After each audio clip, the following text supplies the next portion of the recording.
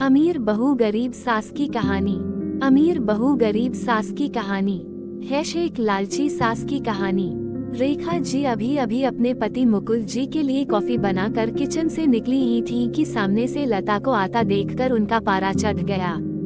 रेख जी, जब सारा काम हमें ही करना है तो तुम्हारा क्या काम है यहाँ? तुम्हें पता नहीं है कि हमें सुबह उठते ही कॉफी पीने की आदत है। लता मांझी में आ ही रही थी, लेकिन रवि को जल्दी ऑफिस जाना था, उनके कपड़े प्रेस करने में टाइम लग गया। रेखा जी, बस हर बात में बहाना पहले ही तैयार रहता है। लता को शादी करके आए अभी केवल 4 महीने ही हुए थे। यहाँ आकर उसे ऐसा लगने लगा था जैसे किसी जेल में आ गई है। उसे कहीं जाना हो तो परमिशन लेनी पड़ती थी, कोई गलती हो जाए तो पनिशमेंट मिलता था। सास ससुर और पति तीनों ही एक सुर में उसका विरोध करते थे। कभी कभी तो मन करता कि यहाँ से भागकर अपने पापा के घर चली जाए, लेकिन पापा हार्ट पेशेंट हैं, ये सब उन्हें पता लग गया तो न जाने क्या अनर्थ हो जाएगा।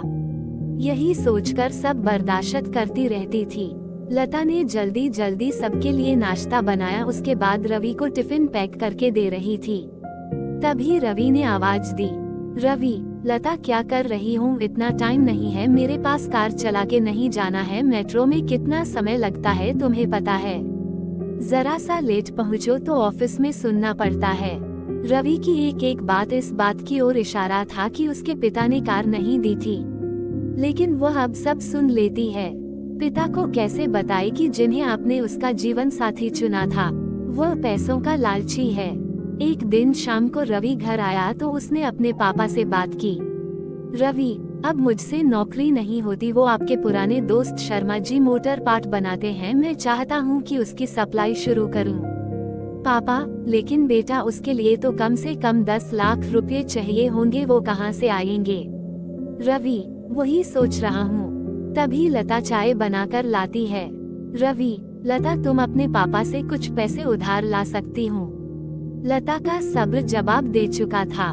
रोज रोज के तानों से दुखी होकर उसने जवाब दिया, लता, रवि, मेरे पिता के भरोसे मत रहना, उन्होंने मेरी शादी करके अपना फर्ज पूरा कर दिया।